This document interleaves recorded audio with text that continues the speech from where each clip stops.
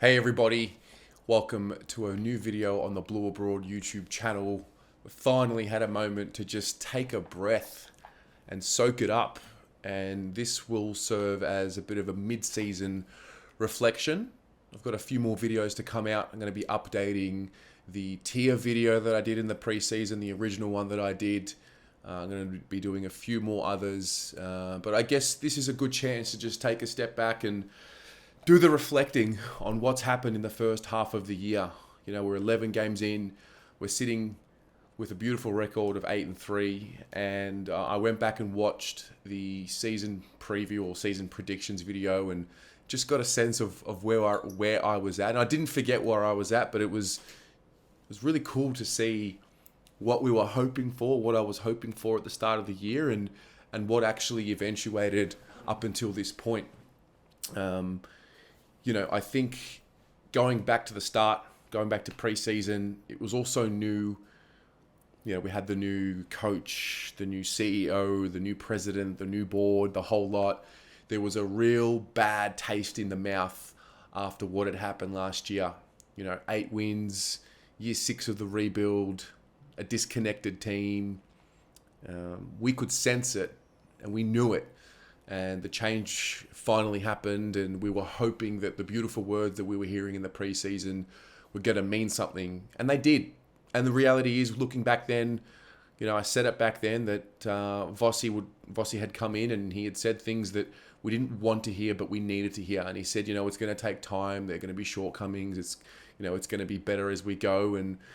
And ultimately, it's ended up being 11 of the best weeks that you could ask for. It is only halfway done. The job's not done, but it's a good start. I think everyone would be happy with an 8-3 start. I know you could be 9-2, could be this, could be that, but ultimately 8-3, sitting in the top 8 comfortably, is a good start. I remember talking about being willing to accept that it would take time, so long as there was application. And I think the one thing that I've taken out of what I've seen so far is, it's different. It's totally different. It kind of got me thinking, where has this been? I don't want to get too negative, but it's kind of like, it's almost validating in the sense of what we were asking for from the club. Like, where was the focus on the football? Where was the application to the task at hand, and what happened? How did we get it so wrong for so long? That those are some of the thoughts that come into my mind. And after all of these excuses about us being too young and just accepting the fact that we're going into a rebuild, and you look at the team that plays right now, we've got a very, very young team that is playing right now. We've got guys who are, I think there's at every, most weeks we have 10 to 12 players who are under the age of 22 or 23. It's fascinating. So I don't want to hear the age excuse ever again, because we have shown that it can be done, provided that there is the right system in place, provided that the roles are understood for each player, and provided that the buy-in and the connection is there. And that's what I think I've been seeing over the course of the first half of the year. I don't think I've ever being a supporter more than this year, and we're only halfway through. I know that there's going to be tough ones coming up. I know that we're going to struggle with injuries, and we are already. We have the largest inactive/injury list in the league with West Coast. You look at where they are, and you look at where we are. So for that, I'm proud. I'm proud of what I've seen so far. After years of asking, like, when is it going to end, and when are we going to see a turnaround? Even just a glimmer of hope. We've seen it. We've actually had 2 stretches of a 3-game winning streak, one of them being a 4-game winning streak, which we haven't seen in a while. And, it's we've already matched what we did in 2021, and we're halfway through the year. So that's a tick. It's a big tick. I think one of the other expectations I had was I wanted us to be a harder team, and we are. We're a much harder team. We're a lot more physical. You look at the midfield. I really do at this point in the year. I look at our midfield and I go into games with a lot more confidence. I think the first few weeks, you could smell it. You could sense the, what do we call it? The PTSD. You could sense the trauma. I still sense it now. I can upload a photo of Charlie Curnow today and people still get scared that something's gone wrong. So we're still damaged goods.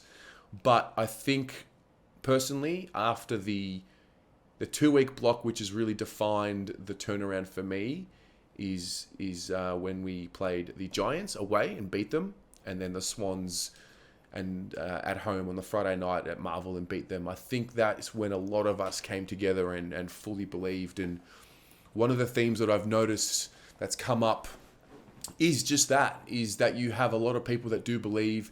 You have had a lot of people that have waited for us to beat a genuine team, and I think the Swans showed that they were a genuine team, and us beating them proved something to a lot of the rusted-ons, and we're getting closer and closer to a unified supporter base that all believe in the group. I think we're pretty close. I think we're closer than we've ever been in this rebuild, for sure. There's no doubt about it to me. So that's a tick. I remember asking for a little bit of luck, hoping that we would win one of the first 2 games of the season. It turns out we won both of them. Richmond was important for so many reasons. Richmond got us going. You know, we hadn't beaten them in 10 or 11 games in a row. And I think for a lot of people, myself included, I remember saying nothing's really changed until we beat Richmond in round 1. So it was important. The Dogs game was great. The Hawks game, followed by, you know, that patch where we played Hawthorn, and we played, obviously lost to the Suns, and we played Port. You know, 2 games where we got up by so much and then only won by a kick. Those are some of the shortcomings that we expected, or that I expected going into the year. But we also got a little bit of luck, and that is exactly what we needed to start the year. We just needed to bank some wins as we got better, and it allowed us some breathing room. And, you know, in retrospect now, given the injury situation, because we've banked some wins, I think it's going to hold us in good stead. And what I sense might be happening is not so different to what we saw against Melbourne in the preseason game, what we saw against Hawthorn, what we saw against Port Adelaide, in that over the course of the year, I sense a really fast start, followed by a bit of a down patch, followed by a bit of a resurgence. And I think because we've banked wins early, it's going to pay us back later in the year. That's just what I sense is going to happen. I don't know how it's going to eventuate, but, you know, am I seeing a professional outfit that I wanted to see? Yeah. Did we get the spark into the city? Yes, we did. We absolutely did. I think Melbourne in particular, it's a different vibe. It's a totally different vibe when the footy's on. You know, there's just a lot happening. There's colours. There's the MCG lights. There's just people everywhere. There's traffic. It's been a pleasure. You know, it's been a pleasure to be back at the football. It's crazy that we went through what we went through over the last few years, you know, not going to the football. Like, imagine that, not being able to go to the football. I know it's such a fundamentally basic thing, given the context of what goes on in the world, and there are a lot more serious things that are going on. So, you know, at the risk of sounding a little petty and spoilt, you know, just to be able to do something as simple as go to the football is something that I'm really grateful for, you know, and it is the little things that really count in life. And even though we love the footy, we love the Blues, and, you know, ultimately in the grand scheme of what's going on in the world, it is a very small part of what happens, even though it does connect us and bind us and bring us a lot of human joy. So it's been pleasing to be able to feel that again, go to a game with 80,000 people again, and just feel normal again. And we're only halfway through. I think, you know, we need a few more years of this. Hopefully we're looking back and we're already marveling at what was the last 2 years. But that's been really cool to see. You know, I think we're seeing, if we go into the team a little bit more, some of the surprising notions that have come up for me. I think Charlie Curnow is at the absolute top of the list, and the way he's been able to play. And I think for all the talk about the inconsistencies and letting leads slip, if you get caught up in that talk, you miss what's really going on. You know, as we inch closer to this premiership, hopefully, you know, you've got to be able to see what your best football looks like. And I think there have been particular quarters or halves or patches where it's been scary good what we're capable of. I think we first saw it for the most part against maybe the Dogs. Yeah, I think it was the Dogs, and then the Hawthorn the second quarter. We've seen it a few more times, but the real patch for me was quarter 2 against Sydney. It's crazy what's possible when this team is humming, and it only gets better. The good patches are only getting better, and the bad patches are actually getting smaller. And that's what I'm noticing on a very, very high level. I think the inconsistencies, we're able to hang in there for a little bit more and cut off angles a little bit better and just stay together. You know, you watch the training footage when Vossi's mic'd up and you hear the words, stay connected. And I'm seeing that. I'm certainly seeing that. There's a buy-in and there's a relentlessness from the team, and there's this willingness to accept a challenge, because we've had so many of them thrown at us this year. I mean, you go all the way straight to round 2. Bang, Vossi, COVID, Ashley Hansen coaching, out, gone. We win the game. And then there were injuries throughout the season that have really piled up, and they've really compounded. You know, I think obviously Harry was a really poor one. Pitto was a poor one. Wiedering is going to hurt us a bit. You know, Zach Williams. The Soldiers have just kept falling, but the next opportunities have just kept coming, and the people that are in the roles of those opportunities have really emerged and really shown that they've bought in. And that's ultimately what you want. You want a deep list. And, you know, for all the talk about us having a deep list and that really being put to the test, it's been pleasing to see what it's done. And you know what? I think something that hasn't been spoken about, and a person who hasn't been credited anywhere near as much as what he should, is Nick Austin, and what he's been able to do and who he's been able to bring in. Because if you look at Chera, if you look at Hewitt, you look at Lewis Young, I believe he might have been responsible for Pitto as well. You look at some of these trades that he was able to maneuver and the players that he was able to bring in. We've really felt the benefit of that. You know, it's fascinating when you look at Hewitt, Chera, and Lewis Young, who we got in the off season, and how well they've been able to fit in. And then you look at, you know, the acquisitions in the past, you know, when we got Zach Williams and Jack Martin, they probably took some time to fit in and settle in. It's been really impressive. And that's a testament to, first of all, the recruiting, but second of all, the environment in which these players are operating. I did this 2-day retreat with work. I'm working at a company called Founder at the moment. New role, new opportunity. Long story short, we go on this retreat to Macedon, and we have like a leadership / alignment session on the values of the company. And it was facilitated by a gentleman named Gary Dooley, who was the co-founder of Leading Teams, who helped implement the culture at the Sydney Swans back in the early 2000s. So, you know, I'm lapping that up. And the reason why I'm bringing that up is because of a lot of the learnings I took out of that about what makes a great team and what makes a great leader, and being able to provide feedback and being able to get comfortable. And what I learned was, you know, in order to be truly comfortable in the team environment, and in order for it to really be connected and united, you need to build trust. You know, once you have trust, then you can start giving feedback and holding each other accountable. And looking back now, we totally didn't have that connection and that trust amongst each other. I don't even know if the players really had the trust of the coaches in the past, but you can see they do now. You know, you can see the respect levels that Vossi commands, and he does it through not only his resume, but I think the way he carries himself and the way he communicates as well. You can just tell, you hear little tidbits from players about, you know, when Vossi speaks, he motivates me. I want to run through a brick wall. And, you know, I've been really pleased with how much trust is seemingly being displayed in such a short amount of time, and that's only going to grow. So, you know, when you've got a coach who's really hungry to succeed the way Vossi is, you know, I'm sure it rubs off on the players who themselves, I've noticed, have really taken an ownership and an accountability for themselves.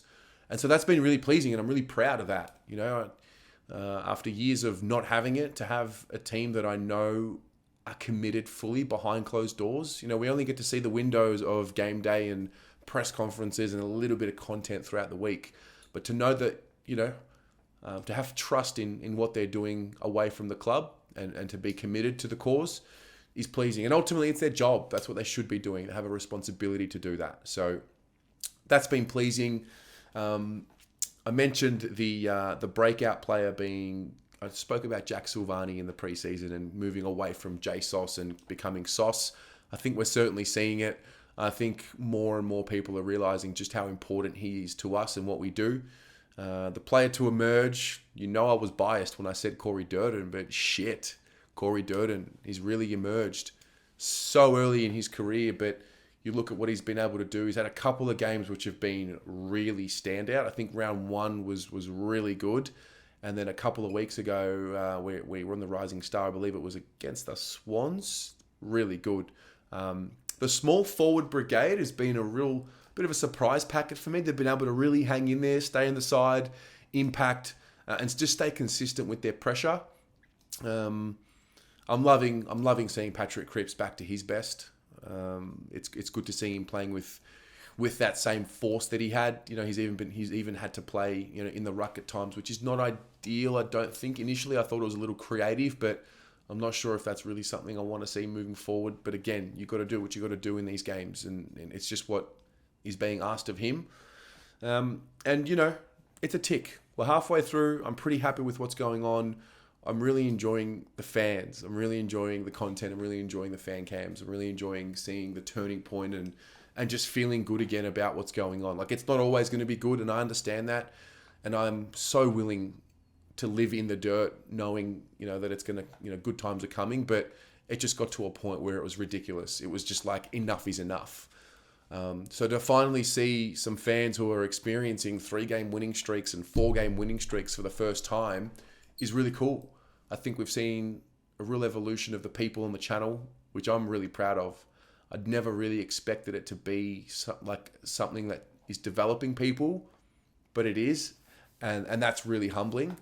And I just look forward to hopefully this being the turning point for the next couple of years at least. Give us a bit of a dynasty. Give us just a couple of flags, or I think the idea of us moving into being a final side and then getting that type of experience is very exciting. All of us marching to the MCG for, round 1 or round 2 of the finals and getting a home final, playing in front of the big crowds and playing in the way and in the environment in which this club is meant to be playing in front of, 80,000 plus people. That is what it's all about. And, there have been times this year where I've sort of taken a step back and I haven't really known how to feel or act because it's so foreign to me.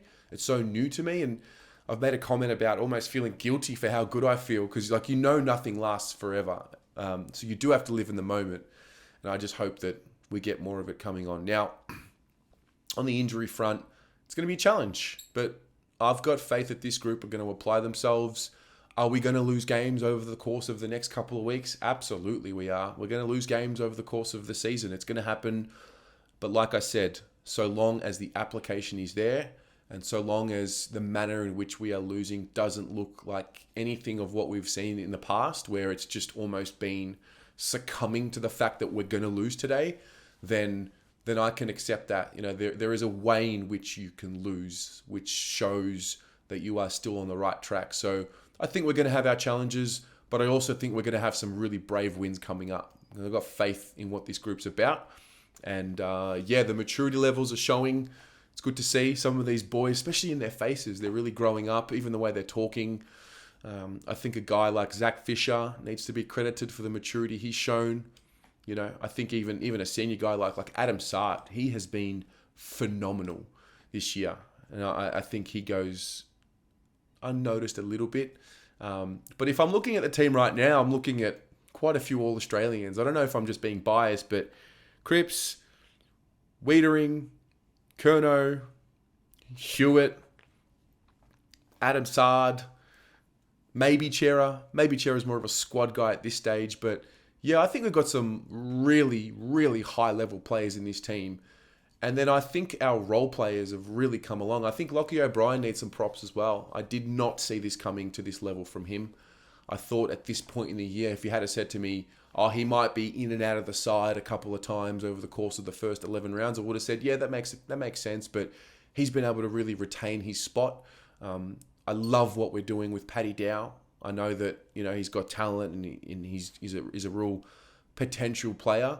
But I think, this group is a project now. It's a new project. And so this coaching group needs some time to, rewire some of these players. And I think Paddy Dowd's going to be good for him to go through what's happening. I want to see him get more stronger, and I think he's going to be able to really add to the mix. And I just sense that we've got to hold on. We just need to hold on. And then the injury toll, it's going to turn in our favor. We're going to get players back. We just got to hope that we have enough wins at the end of the year to get through to finals. I'm pretty confident that 12 wins is going to get the job done. And by the time that comes, you get to 12 wins, Harry's back, Wiedering's back, Zach Williams, Mitch McGovern are back, Pitto's back. Then we really launch into finals, and then it's on. Because for what I've seen, our best is good enough to contend. And from what I expect in the second half, I think we're going to be a better team. I think it's only going to be better what we're doing. The system is only going to improve if we keep applying the principles of it. So, yeah, I'm grateful for what's happened. I'm mindful that it's only half a season, and I'm excited for what's to come. And that would be my mid-season summary. So that's that. Let me know what you think. What have your observations been? And what was your turning point? Did you believe straight away? Or was there a certain game where you started to click and say, okay, it's changed and I'm on board? Because that's really curious. And there's no right or wrong answer. There just is what you feel. So I'm really curious to see that, because that's something I've noticed over the last few weeks has really connected with a larger part of our community and fan base. So share your thoughts in the comments below. I look forward to reading them. Enjoy the week off. Take a deep breath. And then we'll be back Friday night, round 13, against the fucking scum, Essendon. Go the Mighty Blues.